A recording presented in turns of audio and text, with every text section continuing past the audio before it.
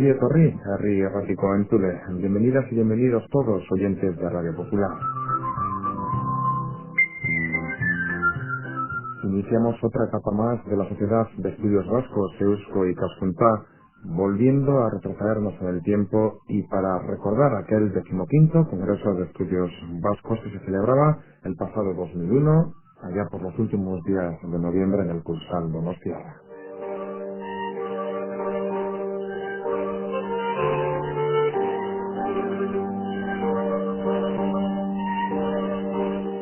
Hablaremos de una de sus secciones, Antropología y Patrimonio Cultural, y veremos con el director, la coordinadora de aquella sección, para hablar precisamente sobre nuestro pasado, pero para que entre todos le demos concretamente un futuro a este pasado.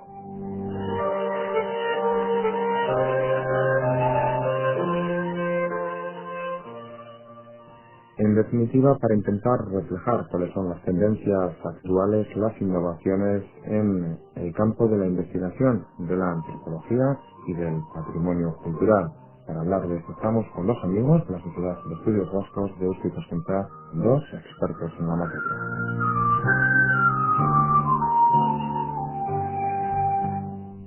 Decimos que responsables de esta sección, profesores de la Universidad del País Vasco, también en tu caso, Jesús, muy ligado a la Sociedad de Ciencias Aranzadi, Jesús Altuna, Conchi de la Urrua, gracias a los dos por estar hoy aquí con nosotros. Bienvenidos.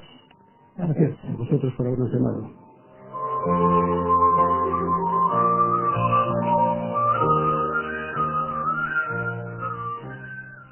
Bueno, comenzamos por Jesús Altuna como director, si Conchi nos lo permite, Por supuesto, como director de encantada. esta sección dentro del 15º Congreso de los Estudios Vascos de Eusko y Ikaskuntza.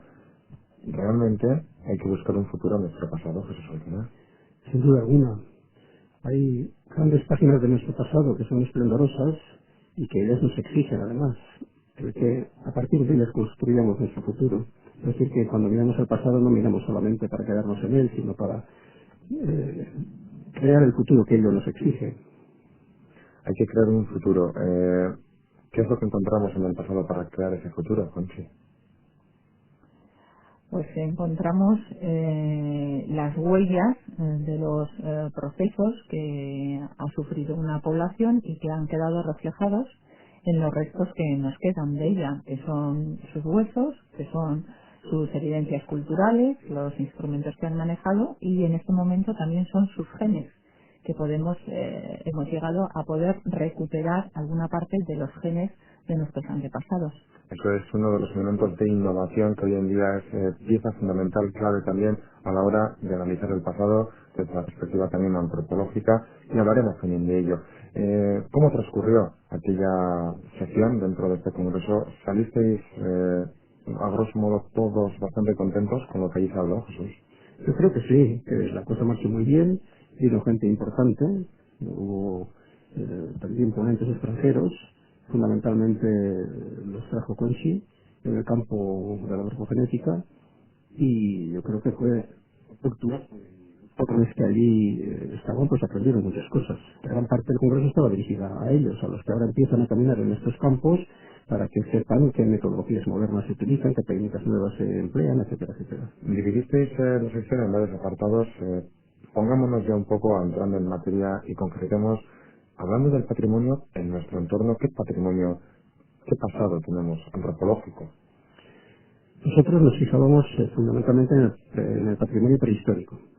Podríamos haberlo abarcado más, pero quisimos limitarlo a ese periodo, al periodo prehistórico. Y recogiendo ahí todo. Los utensilios que el hombre fabricaba, los restos humanos mismos, los restos de animales que consumía, etcétera, etcétera, recogiendo todo. Y los yacimientos, claro está, donde se encuentran todos esos restos. Esta fue una de las partes del Congreso. Había que conservar ese patrimonio y ahí pues se incidió con distintas ponencias sobre el mismo.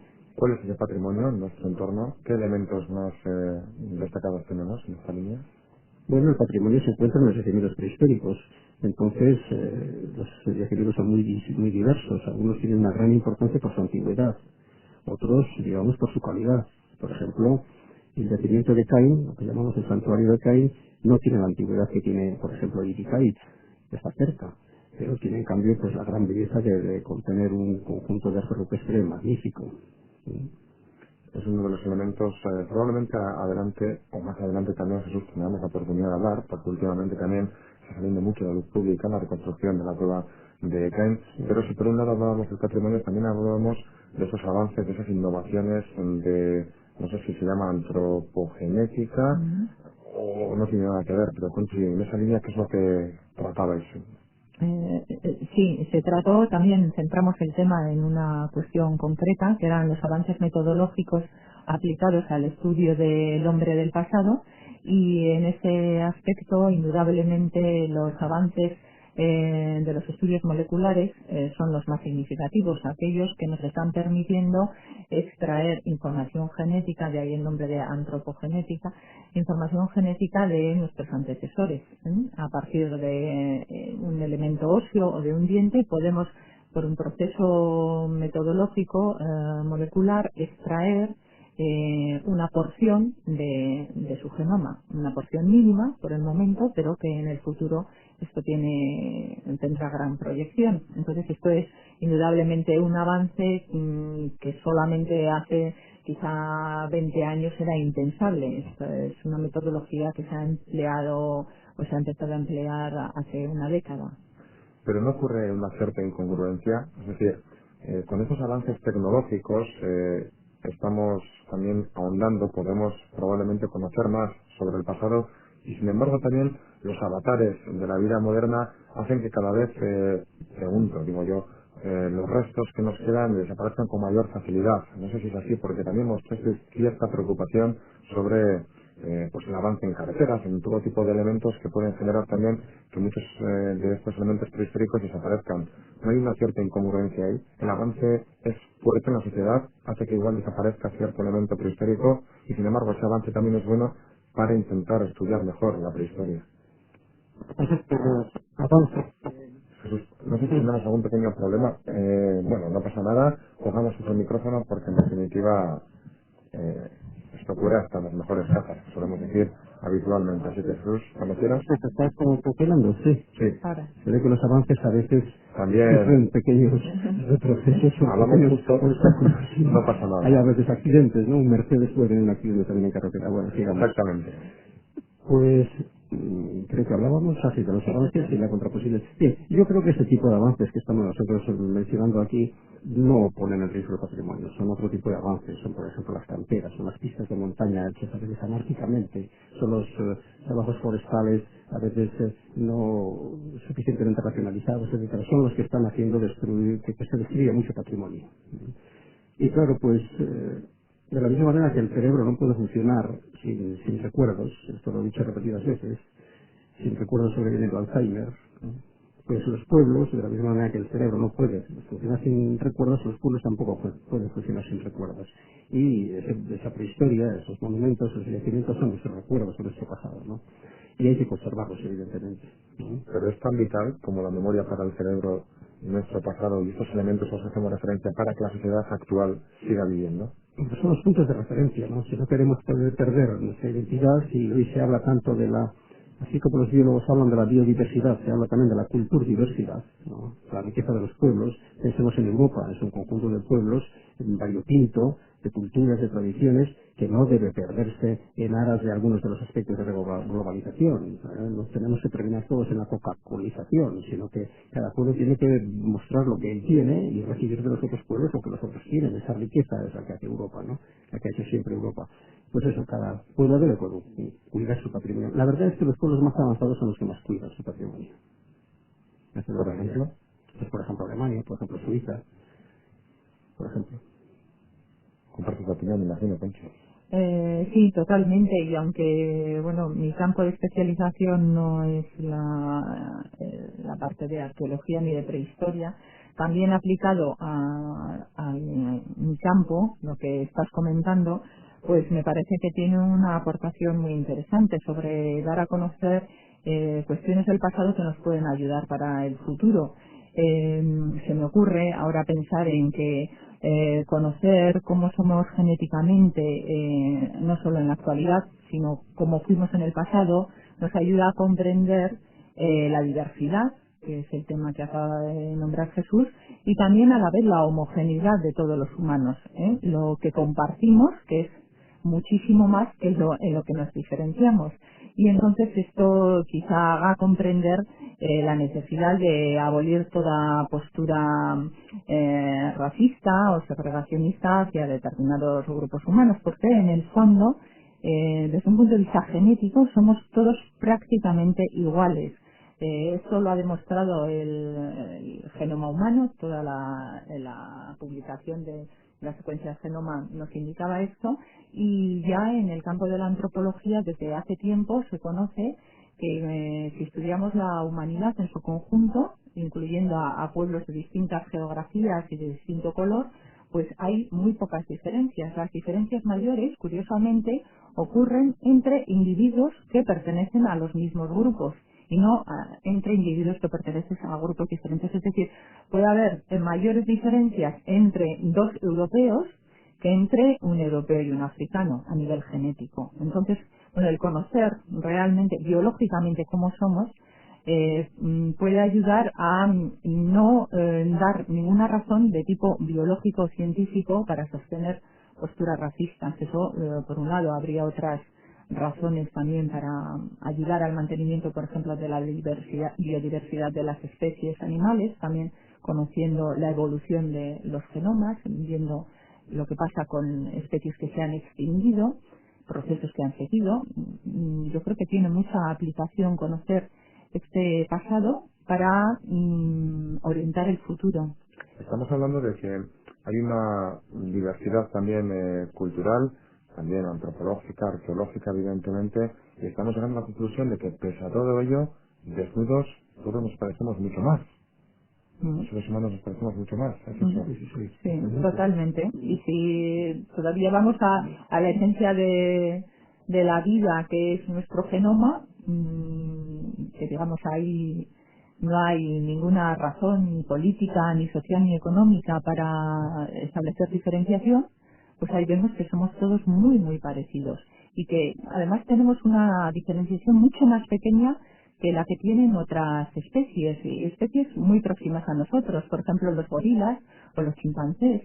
Los gorilas, que pertenecen incluso a la misma subespecie, a la misma especie y distinta subespecie, presentan diferencias genéticas muchísimo más marcadas que cualquier par de humanos, aunque pertenezcan a continentes diferentes.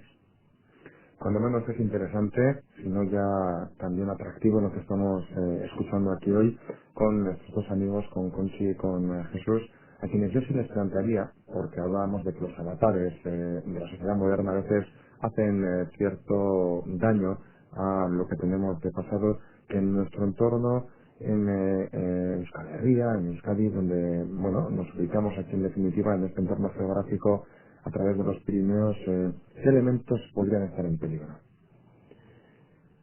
Bueno, pues desde el punto de vista de los yacimientos, muchos. Por ejemplo, hoy mismo está en peligro aquí el yacimiento de Ibicaiz, en Guipúzcoa, que es, por cierto, hasta el presente el único yacimiento del Paleolítico inferior que conocemos en todo el País Vasco. De momento es el único. Mañana puede aparecer otro, pero hasta el presente es el único y está en peligro por eso que se quiere construir encima de él un campo de fútbol. Por ejemplo, ahí tienes un caso. Están en peligro especialmente todos esos monumentos megalíticos, como son los dólmenes, que se encuentran en esas montañas, que a veces están cubiertos por matorral, por árgoma, por zarzas, por brezos, que no se ven apenas, y que las pistas de montaña que hoy se abren para trabajos forestales, pues hace que corran un riesgo grave. Y claro, estos monumentos encierran trozos de nuestra historia, ¿no? Encierran restos humanos, encierran utensilios, encierran pues toda una cultura. Hay que pensar que son las primeras arquitecturas de Europa, además, los dólmenes, ¿no? Están difundidos por toda Europa, pero son las primeras arquitecturas de Europa. Y todo eso corre riesgo, evidentemente, por eso todo eso hay que salvarlo. En esa línea trabaja Aranzadi. En esa línea está trabajando Aranzadi intensamente, por ejemplo, en este momento defendiendo por un lado el yacimiento de Ibicaiz y por otro, señalizando de nuevo todos los megalitos de Guipúzcoa. Antes señalizamos los megalitos, hace cosa de 20 años, con muy buena intención, con unos hitos relativamente simples, que pensábamos que la gente los iba a respetar, pero la verdad es que no fueron respetados. Tiroteaban incluso las placas, los escopeteros que por ahí pasaban. Hoy en día, ya con ayuda del gobierno vasco, un programa muy ambicioso, estamos poniendo unos hitos mucho más resistentes, que están conservándose muy bien, y poniendo en ellos una placa de acero mucho más resistente también que la anterior, que es la misma que el gobierno vasco emplea para indicar, señalar todos los bienes culturales calificados. Eso se está haciendo. El año pasado pusimos estos hitos en 125 monumentos megalíticos, a la vez que los limpiamos de argoma, de maleza, etcétera. Tratamos con los ayuntamientos, que son los que más cerca están de ese patrimonio, para que ellos también lo vigilen, con los guardas de diputación en los montes públicos, porque ellos también están cerca de ese patrimonio, y todo eso se está haciendo precisamente con la intención de que se salve todo ese rico pasado nuestro, ¿no? Hay que tener presente, como decían ya los antiguos, historia silet lapide sosacuelo cultur, decían. Allí donde la historia se calla, cuando ya no tenemos monumentos escritos, cuando la historia enmudece, entonces empiezan a hablar las piedras y los huesos. Las piedras y los huesos hablan mucho, nos dicen muchas cosas, claro, hay que entenderles. De la misma manera que para comprender un libro hay que conocer las letras y la lengua en que está escrito ese libro, pues hay que saber de antropogenética, hay que saber de genes, hay que saber de paleontología, hay que saber de arqueología prehistórica para poder entender lo que esas piedras y esos huesos nos están hablando. Y dicen muchas cosas, evidentemente, nos enseñan mucho de nuestro pasado. Nosotros hemos aprendido mucho de las piedras. Muchísimo, claro. ¿Qué ha conocido en el pasado? ¿Cómo? ¿Qué ha conocido en ese pasado nuestro de lo que han enseñado las piedras? Las piedras.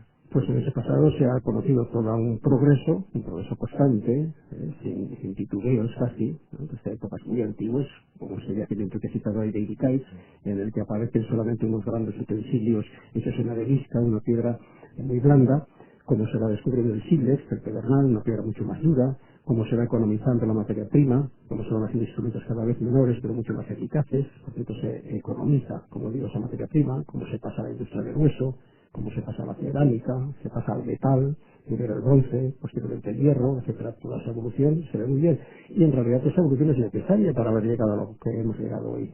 Los instrumentos actuales, el Mercedes 300 o 200, no sé cuál es el modelo que esté en la actualidad y que antes hemos citado, no se puede conseguir sin el hacha de piedra, claro. El hacha de piedra es el primerito, es el primer esbozo del Mercedes 200 o de los satélites artificiales. Ahí hay un progreso sin solución de continuidad. No cabe saltos rechazados del pasado. Pero, en cambio, nos sirve para saber lo que nos depara el futuro.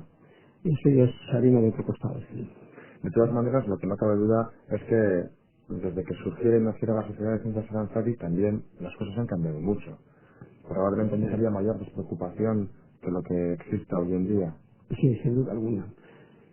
Había también menos peligros, no existían las tremendas máquinas que actúan hoy, por ejemplo, en la montaña, pero sí, las ayudas eran mucho menores. Hoy en día, por parte de las instituciones, recibimos ayudas más cuantiosas que nos permiten pues conservar mejor ese pasado e investigar también mejor ese pasado, ¿no? Antiguamente teníamos una gran penuria a ese respecto y con una simple moto teníamos que recorrer la provincia, ¿no? Para ir de un sitio a otro. Ahora pues tenemos otros medios, gracias a que tenemos también otras asignaciones económicas, ¿no? Otras ayudas. Continuamos hablando sobre esta sección que nos retrocedía en el tiempo y nos llevaba hasta la antropología y al patrimonio cultural vasco.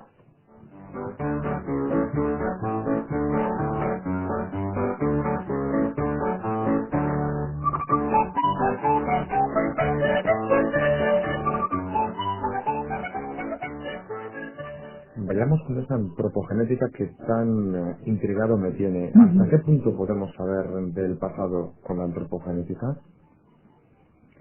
Del pasado podemos conocer muchas cosas con la antropología en general. La antropogenética es una parte de la antropología. A través del estudio de los huesos podemos conocer actividad que han realizado las personas, podemos conocer su alimentación, haciendo análisis químicos de los huesos, podemos conocer enfermedades que han padecido, duración de la vida, crecimiento, etcétera.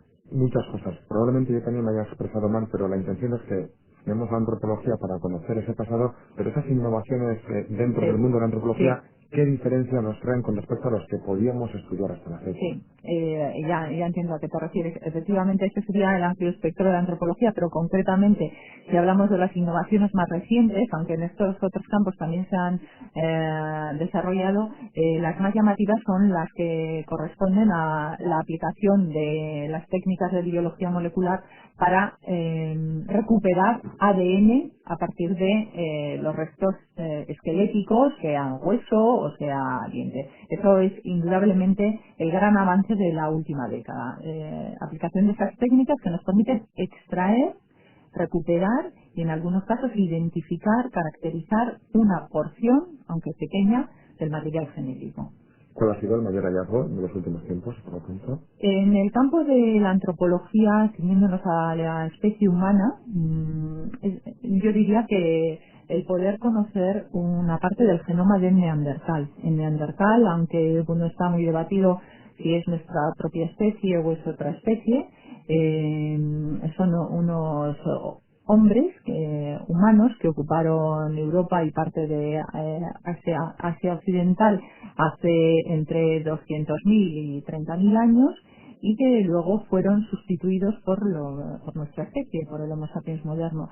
Entonces se ha podido llegar a identificar, a extraer primero y identificar una porción de ese genoma de algunos ejemplares. Hasta el momento que yo sepa se han publicado 3 ejemplares diferentes y se ha demostrado que esa pequeña porción del genoma de los neandertales es muy diferente a la porción equivalente en los humanos actuales. O sea que la idea de que no haya habido entrecruzamiento entre las dos especies gana adeptos en ese sentido, ¿no? Entonces, bueno, una discusión que viene desde el siglo pasado sobre el papel de los neandertales en la evolución de nuestra especie, si realmente fueron nuestros antecesores, y que incluso ha dado lugar a libros, todos estos del clan del oso cavernario y películas como En busca del fuego, pues bueno, pie para la literatura científica, está muy bien, como otras cuestiones. Como entretenimiento, digamos. No, pero además formativo, porque todos estos libros transmiten unas ideas y un conocimiento a la gente que de otra manera no lo adquiriría. Entonces, me parece que son interesantes y una manera de que la gente conozca cuestiones del pasado y cuestiones que de otra manera no accedería, pues si no fuera de esta forma divulgativa. Entonces, como digo, este dilema de siempre de si los neandertales fueron reemplazados o se cruzaron con nosotros o los neandertales eran una especie totalmente degenerada, que eran medio idiotizados, como la imagen que se creó de ellos a principios del siglo, pues bueno, hoy en día sabemos que no es cierto, pero sí sabemos que a nivel genético una mínima porción, del genoma, que es lo que se ha podido estudiar, indica que hay grandes diferencias con nosotros, con la especie humana moderna. Por lo tanto, eso hace pensar que no hubo cruzamientos, que no hubo mestizaje entre las dos especies, aunque no lo desestiman de manera total. Todavía nos queda mucho. Es ya un avance enorme el haber podido conseguir esto, obtener una información genética de un resto de hace 100.000 años. Es un avance enorme, pero todavía nos queda muchísimo por recorrer para poder hacer afirmaciones con rotundidad sobre el estatus biológico de los neandertales. Perdón, para centrar quizá un poquitín a los oyentes, quiero decirles que los neandertales no son tampoco unos nubes que están no sé dónde, que los tenemos aquí, es decir, en Lesechiqui, en Dragón, el yacimiento empieza por ser un yacimiento con culturas misteriosas que son de culturas del hombre de Neandertal, y aparecieron allí, y además restos óseos del mismo hombre o mujer de Neandertal. Cuando digo hombre quiero decir varón y mujer, eso por supuesto. También en Aslor, en el Valle de Arratia, el yacimiento misterioso, y los autores de esa cultura son también seres neandertales. En Amalda, en Gestona, ocurre lo mismo. Es decir, que tenemos aquí a los neandertales. Y en esos mismos yacimientos fueron sucedidos por el Homo sapiens actual, ¿no? Ese problema de si se conocieron o se conocieron, se interhibridaron o se interhibridaron, a veces no se ve entre las capas neandertalianas y las capas de Homo sapiens, no se ven estratos estériles, parece que hay una continuidad, ¿no? Eso un problema, que lo tenemos nosotros y que no es una cosa lejana, que puede ocurrir, por ejemplo, en Persia, ¿no? Que nos ocurre también aquí en nosotros. Está aquí, por supuesto. Lo único, yo sí tengo la curiosidad, ¿no? Según avanzan las investigaciones, según se moderniza el poder conocer nuestro pasado, nos damos cuenta probablemente que es más complicado de lo que pensábamos, que hay mucho todavía por recorrer. Y yo pregunto, ¿eso ilusiona o eso a uno le viene a la cabeza y dice, va, lo que nos queda todavía aquí por conocer y hay mucho camino por recorrer y uno ya se cansa solo de pensarlo? Bueno, podemos empezar los dos quizá a coro, ¿no? Es decir, no desanima, claro, al contrario, yo creo que cuanto más se sabe también que no sabemos nada. Ya lo decía Sócrates, que la sabiduría más subida es saber que no se sabe nada. Entonces, pues, qué duda cabe que somos conscientes de todo ello, ¿no? Que hay enormes lagunas, pero eso es una cita que también para ir poco a poco llenándolas. En definitiva, la ciencia es una especie de puzzle que vamos completándolo pieza a pieza, un gran mosaico maravilloso que vamos poniendo unas cuantas piececitas. Si no ponemos la 1, no se podrá nunca poner la 5, la última, ¿no? O sea, la última exige que antes haya, si son ciertos, 99, ¿no? El problema es que parece que hablamos de un puzzle igual infinito, no lo sé. No, yo creo que estoy totalmente de acuerdo con lo que ha dicho Jesús, y se abren nuevas brechas, a estas a su vez abren otras nuevas y se ve la arborescencia del problema, pero eso es un aliciente. Y yo creo que cuando miramos los avances de la ciencia con una perspectiva histórica, es decir, echamos la mirada hacia el pasado, nos damos cuenta que en solo un siglo se han hecho unos avances enormes. En la genética, pues es una cuestión, triunfal, prácticamente desde la primera vez que Mendel habló de las leyes de la herencia en 1800 y pico, a la primera vez que se habló de un gen en 1960 y tantos, pues bueno, pasó un siglo y el avance es enorme, y desde ese 1960 y tantos a la actualidad, que han pasado 40 años, pues tenemos todo el libro del genoma humano. Entonces, no es tan infinito, o sea, la meta tampoco es la meta el objetivo. Lo importante es el camino, como se dice en todas las esferas de la vida. Me gustaría hacer un poco de abogado del diablo. Vamos a ver. Quizá, pues preguntando algo que podría preguntar a alguno de los que estén escuchándonos, ¿no? Antes nos ha dicho Conchi que lo que se conoce del genoma hace que dos individuos del mismo tipo, humano, los vascos, por ejemplo, se puedan distinguir más que uno de ellos con un africano. Por ejemplo. Entonces yo me pongo, por ejemplo, ahora como abogado del diablo simplemente, si no, pues la persona de uno de los que están escuchando la radio. Yo no necesito el genoma humano para distinguir un noruego de un pigmeo. Es decir, yo me pongo junto a ellos, cierro los ojos, pongo la mano derecha encima de la cabeza de uno y la mano izquierda encima de la cabeza de otro, y sé quién es el noruego y quién es el pigmeo. Evidentemente, eso no da ninguna razón para que el noruego, porque sea alto, pueda explotar al pigmeo. Eso sería racismo. Pero constatar que el uno es alto, que tiene los ojos azules, que tiene el cabello ondulado, que el otro es pequeño, que tiene el pelo ensortijado y que es negro, eso es clarísimo, eso es evidente, ¿no? Entonces, si resulta que los genes no me distinguen eso, pues resulta que no me sirven los genes para eso. Me sirve lo otro más que los genes. Lo mismo que, por ejemplo, el microscopio es fundamental en las ciencias biológicas, pero para estudiar la morfología externa de un elefante, prefiero no tener microscopio, porque veo a simple vista que tiene una trompa, que tiene cuatro patas, que tiene una cola. Si cojo el microscopio, solo veo una partecita de un pelo, y no me entero de cómo es el elefante. Esa es la pregunta a hacer. Bueno, sí, tienes razón, pero... Yo os dejo porque ya me estáis superando, me supera, me parece perfecto, es perfecto porque desde luego que la conversación sube en interés, ¿no?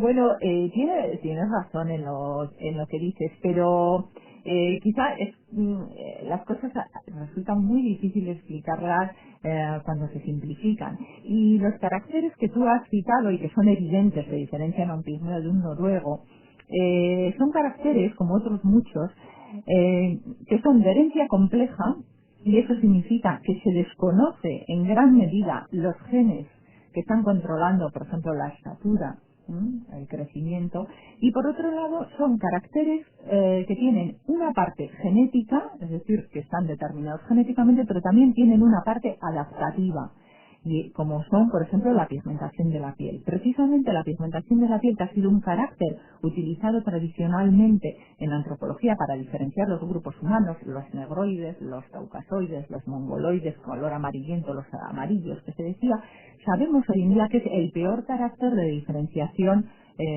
poblacional, porque viene, por un lado, tiene una base genética, evidentemente uno que tiene un padre negro va a heredar esos genes, pero tiene, desde una perspectiva evolutiva, tiene un carácter adaptativo. Significa que en aquellos lugares donde la radiación ultravioleta es muy fuerte, el poseer una piel con un color, y además la radiación ultravioleta es un factor que participa directamente en la síntesis de vitamina D. Es la única vitamina que se sintetiza por medios no químicos, ¿no? Entonces no interviene ninguna enzima, interviene la radiación ultravioleta que transforma una sustancia en vitamina D, que es fundamental para todo el metabolismo cálcico, de crecimiento y demás. Por lo tanto, la evolución de la especie humana ha favorecido que, según el lugar donde viva una persona, su piel sea fundamentalmente de un color o de otro, y así podríamos extender a otras características físicas, como puede ser el formato corporal. Evidentemente, un nilótido, que son gente de la zona del Nilo, y los esquimales, tienen un formato corporal completamente diferente, y es que la estructura corporal guarda también una relación con el entorno. Un formato rechoncho, en el sentido como tienen sus esquimales, es la mejor estructura geométrica para protegerse de su entorno climático. Exactamente, pérdida de energía, digamos. Entonces, hay una serie de características que, siendo genéticas, determinadas genéticamente, tienen también un componente ambiental. Es el ambiente el que va modelando a lo largo de generaciones, ¿no? Que se favorezcan unos determinados fenotipos en un sitio o en otro. Entonces, no nos podemos quedar solamente en lo exterior, porque lo exterior, por un lado, puede ser genético, por otro lado, puede ser ambiental, o ambas cosas a la vez, como en los ejemplos que acabamos de citar. Y en los genes, todavía nos queda mucho de conocer. Estamos hablando del genoma humano, que ha sido un hito extraordinario, pero ahora nos queda interpretar eso. Nos queda saber cómo se procesa, cuántos genes se contienen, qué va a controlar cada uno de esos genes, pero luego nos queda saber una cosa todavía mucho más compleja, y es cómo se expresan los genes, la regulación génica, que es un tema fascinante, porque dos personas pueden compartir el mismo gen, y en una expresarse de una manera y en otra de otra. Esto con estudio de gemelos se está haciendo. Entonces, claro, es tal el cúmulo de cuestiones que desconocemos, dar interpretación a la incógnita que acabas de plantear tú, pues es todavía un camino por recorrer. Pero a grosso modo, si estudiamos una serie de elementos del genoma muy pequeños, unos genes, los que nosotros en este momento conocemos. O sea, estamos hablando, cuando yo digo de estudio de diferenciación de población, estoy hablando de muy pocos genes. Entonces sí que vemos eso, que la diferenciación entre los humanos es muy pequeña. Pero nos queda tanto por saber de este genoma que, bueno, pues iremos paso a paso. ¿Satisfecho con la respuesta, Jesús? ¿O podríamos estar aquí podríamos- charlando sí, a calendas grecas? sin duda alguna. Sin límite de tiempo tampoco, pero sí lo tenemos. De todas maneras, cuando mencionabas genoma humano, recientemente ha sido noticia a nivel mundial ese logro. ¿Qué es lo que se ha logrado en ese aspecto, Conchi? Pues secuenciar todo el genoma humano, es decir, conocer esto. Se han hecho muchos símiles con lo que es un libro. Nosotros conocemos todas las líneas que contiene el libro de nuestro genoma, todas, que además está escrito en forma de letras. Lo conocemos por completo, pero ahora tenemos que interpretarlo. Es como si tuviéramos es un conjunto de letras o sílabas, o letras más bien, y decir, bueno, si forman sílabas, si forman palabras, si forman frases, esas frases qué sentido tienen, a su vez cómo interactúan entre sí, como en la expresión de ese gen, que es simplemente es una frase. Normalmente un gen es simplemente una secuencia de letras. Entonces, en la expresión de ese gen, ¿qué otros factores intervienen? Nosotros sabemos hoy en día que, como he dicho, puedes compartir un mismo gen, un mismo material genético con otro miembro de tu familia y, sin embargo, incluso teniendo una carga genética muy semejante. Porque hay factores que regulan la expresión génica, a veces factores ambientales. Y cuando digo ambientales no solo me estoy refiriendo al medio ambiente, me estoy refiriendo a la fisiología del individuo, me estoy refiriendo al comportamiento, al estrés o situaciones de riesgo emocional que esté sufriendo. Es decir, hay una serie de factores que influyen en la expresión de esos genes. Entonces, el conocer toda esa regulación llevará muchos años. Yo no dudo que al final sea posible, pero es que conocemos muy pocos cuáles son los genes identificados como tal y qué función tienen.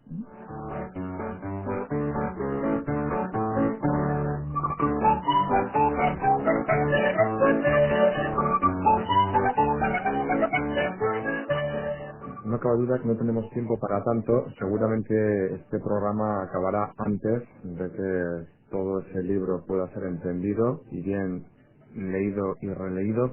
Pero, por ejemplo, muchas veces solemos decir, es que a veces el cuerpo humano es que nos sorprende cada día, o hay cosas que casi que no tienen explicación, o una persona que parece que está muy enferma se recupera, o alguien que tiene algún percance, algún accidente vuelve a recuperar cuando parecía que era todo lo contrario. Eso desde la ciencia, desde la antropología, desde la genética, también tiene su explicación. O a veces nos da sorpresas todavía el cuerpo humano. Bueno, yo creo que ahí ya entramos en un campo que yo no soy especialista porque tendría que... No, yo no podría realmente desde la antropología dar respuesta a eso. Indudablemente el cuerpo humano, un ser humano no es solamente sus genes, pero son muchas cosas, he dicho, son las vivencias que tienen, son la cultura, y entonces la respuesta que ante situaciones diversas da un humano pues va a ser acorde a todo eso, no solamente al potencial genético que tenga la persona, sino a la cultura entendida pues como todo el cúmulo de información que ha recibido a lo largo de toda la vida. Eso desde luego va a modular la respuesta que un humano dé ante situaciones semejantes, ¿no? Lo que sí estamos seguros, Jesús, es que no hay ser humano igual a otro. No, claro está. Hay todo un pasado cultural e incluso dentro de cada familia hay completas actuaciones, muchas veces piensas en tus propios hijos que casi no se distancian en edad, que se llevan año y medio, a los cuales les has dado exactamente las mismas cosas, has salido con ellos durante toda su niñez y adolescencia en los mismos lugares, y sin embargo pues ellos en ellos han brotado tendencias muy distintas, aficiones muy diversas. Uno, por ejemplo, tira hacia el campo experimental, hacia la medicina, el otro tira hacia el campo político, un campo completamente distinto, y tú le estás dando las mismas cosas. Tienes una respuesta de dos personas que tienen mucho en común, desde el punto de vista incluso del género humano, y sin embargo, pues que han actuado de forma distinta. Está la libertad humana y el misterio de la libertad, ¿no? Habrá que seguir trabajando. Uno de los principales proyectos de cara al futuro en la sociedad de Aranzadi, por ejemplo. Bueno, dentro de la sección de prehistoria tenemos seguir investigando el yacimiento de Iriquéis, que digo. También están en curso de investigación otros muy importantes, por ejemplo, el de Isticarte 3 en Rentería y algunos más, ¿no? Luego, naturalmente, un proyecto Cutune, de verdad, que estos años es la réplica de Cain, que está resultando magnífica. Se está retrasando porque se están siempre incluyendo pequeñas imperfecciones, digamos, se está perfeccionándose el modelo. Esto no es como hacer casas baratas que salen por el ordenador, ¿no? Todas iguales. No, aquí hay muchos imponderables. Entonces, a la vez que se está haciendo, pues se ve, hombre, esto lo podríamos hacer de esta otra manera y va a mejorar el proyecto y eso retrasa un poco. Los retrasos que está teniendo son ciertamente para mejorar, pero va a salir. Porque en 2003 eso se abrirá y va a ser una cosa realmente extraordinaria. A ver si tenemos tiempo de algún día también charlar con José Saltuna sobre la cueva de Caen. Sería una gozada, un placer. Cuando queráis. Sería un placer. Y Conchi, desde esa antropogenética, que tanto me ha gustado el término, comentábamos antes, ¿no? Fuera del micrófono, sobre, para poner un ejemplo, y todo el mundo además que esté escuchando lo entenderá. Aquello que en su día pudimos leer, ¿es viable? ¿Es posible? ¿O no? Bueno, al día de hoy te digo rotundamente que no, que eso entra dentro de la fantasía del escritor y luego del director de cine, y que fue magnífico porque además explicaron muy bien cómo era la ingeniería genética, pero al día de hoy se puede decir rotundamente que no es posible revivir especies, que sería esto. Podemos reconstruir y recuperar una mínima porción del genoma de estas especies, como de hecho se está haciendo, pero de ahí a todo el genoma, que es inmenso, que ocuparía libros y libros, páginas de libros, es imposible. Y aunque así lo hiciéramos, es decir, fuéramos capaces de recuperar y reconstruir todo el genoma de un ser como un dinosaurio, resultaría muy difícil ponerlo en funcionamiento. Es decir, esa información luego habría que implantarla pues en un óvulo de otra especie, es decir, extraer el material genómico nuclear de ese óvulo y meterle el del dinosaurio y esperar a ver si eso prosperara, cosa que, bueno, se está viendo con la clonación los problemas que tiene, con los animales transgénicos poco menos, pero transgénicos solo se introducen unos pocos genes. Yo creo que en el momento actual es inviable. Puede decir que se queda en la literatura y el celuloide de la ciencia ficción. El caso de los dinosaurios, sí, por la distancia. Otras especies, por ejemplo, yo me cuestiono, esto igual conoce más Jesús, esta especie, el bucardo que te comentaba antes, del Pirineo, está recién extinguida, ¿no? Sí. Eso sería más fácil. Eso sería más fácil porque yo supongo que existen líneas celulares, porque es una especie que se ha extinguido recientemente, con lo cual existen líneas celulares, no es como el caso de los dinosaurios, que tenemos que recuperar a través de los huesos, o de aquella manera que planteaba la película, a través de la sangre que había succionado el mosquito, que se ha visto además que es inviable. Entonces, con líneas celulares mantenidas, como seguramente existen del bucardo, y introduciendo haciendo manipulación genética con una especie cercana, quizá se podría conseguir no revivirlo, o quizá traducirlo a otra especie muy cercana. Eso sí es posible, en el caso de los dinosaurios definitivamente no. A veces lo que ha solido hacerse es reconstruir, por ejemplo, animales extinguidos. Pienso en el uro. El uro es el antecesor del ganado doméstico bovino, que se extinguió en Bialowieza, en este bosque que está entre Polonia y Rusia. Se extinguió el día 1695, fue el último uro que mataron los reyes de Polonia. Una soberbia especie de toro y vacas, ¿no?, gigantescos, de se domesticó, como digo, el bovino. Se han hecho cruces retrógrados con bovinos actuales de distintas razas para reconstruir a ese uro, porque se le conoce por grabados, por descripciones de la época, ya digo, a finales del siglo XVII es cuando se extingue. Y hay algunos ejemplares reconstruidos, así entre comillas, unos en el Parque Zoológico de Múnich, otros en el Parque Zoológico de Berlín, y bueno, se ha logrado animales, bovinos, bastante parecidos al uro, por lo menos en su librea, en su pelaje externo y en su talla y en la forma de su cornamenta, el color de sus cuernos, una lista oscura que tenían a lo largo de todo el dorso, etcétera. Hay reconstrucciones hechas a partir de, pero claro, tenemos todavía el animal viviente que directamente provenía de ellos, ¿no? No se había extinguido del todo, simplemente se había domesticado, ¿no? Entonces, la imaginación humana es tremenda, ¿no? Yo me acuerdo que cuando estaba estudiando biológicas entonces en Madrid, la Complutense, cuando Ochoa había sintetizado el ácido ribonucleico. Y 2 años más tarde, en su laboratorio se sintetiza el desoxirribonucleico, que es el ADN, ¿no? Famoso. Y enseguida salieron los artículos de ya la síntesis del ser humano en laboratorio. Y uno dice, ¿para dónde vas? ¿No? Cuando uno leía al periodista, eso sí, vosotros, los que más corréis, de haber sintetizado el ARN, más utilizando enzimas obtenidos de seres vivientes, ¿no? No, absolutamente.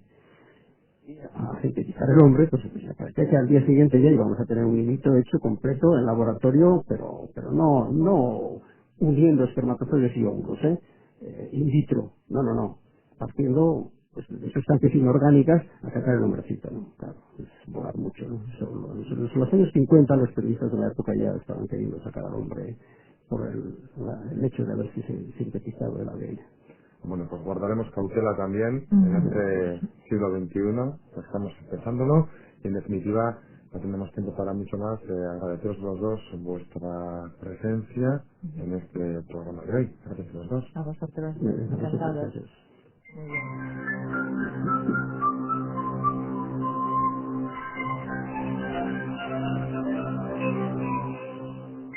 Gracias, Conchi de la Rúa. A ver si conseguimos, por lo tanto, que aquello que nos han dado en un libro o hemos conseguido entenderlo en cierta medida, lo leamos de la primera a la última página.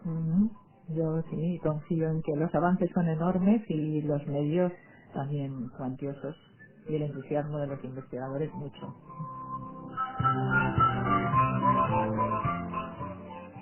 Y Jesús, también gracias a ti, Eskerrik asko. Veremos para cuándo la cueva de Caín, pero que será una gozada, como decíamos también, seguir protegiendo nuestro pasado prehistórico y, en definitiva, hacerle y darle un mejor futuro a este pasado. Jesús, muchas gracias.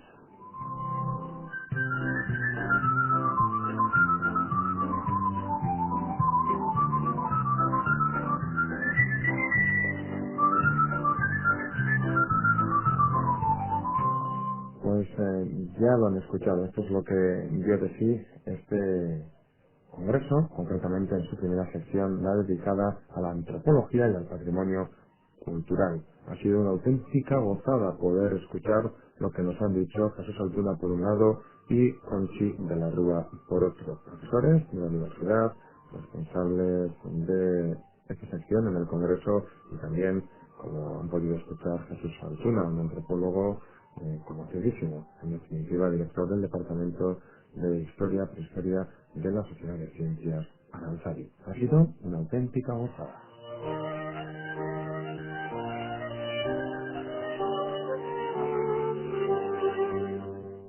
Nos despedimos ya sin más dilación en nombre de la Sociedad de Estudios Vascos de Eusko y Cascuntá y de quien les habla, Urko Odriozola. Hasta la próxima. Remarca.